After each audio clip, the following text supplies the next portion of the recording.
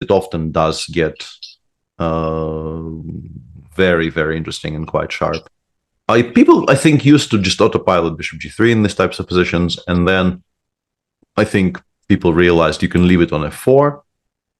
And there was, I think, at a certain point, there was a lot of discussion of this specific structure, like, I don't know, knight bd2, bishop f4, ef, and then eventually white, like some kind of a structure like this, right? I will bungle the move order horribly, but I think there was a bunch of high-level games starting from these types of positions. I think Magnus had it against Vichy in one of the World Rapid and Blitzes, and some other games. He had it against Caruana once as well from another move order.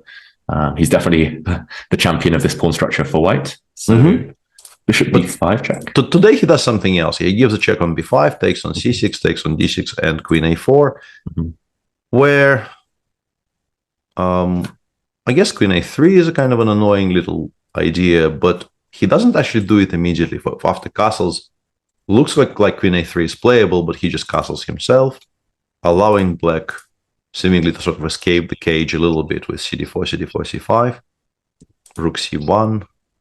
Yeah. What was black's answer to queen a3 either earlier or here? I don't really see it. I've played Kamsky a few times online, and he always plays this kind of queen a3 trick against me. I guess we go knight e4, and we've reestablished the idea of c takes d4, right?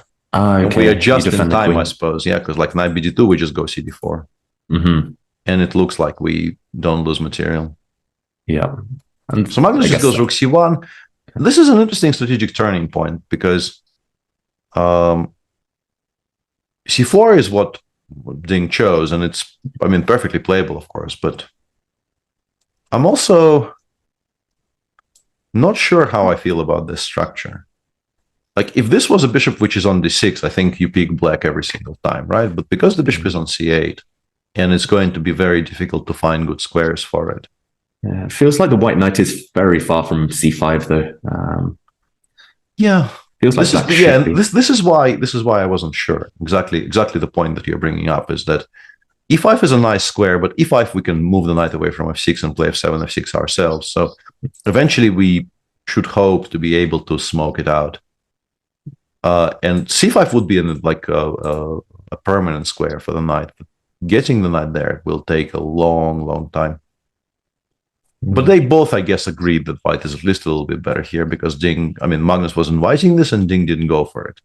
He played c4, b3, bishop d7,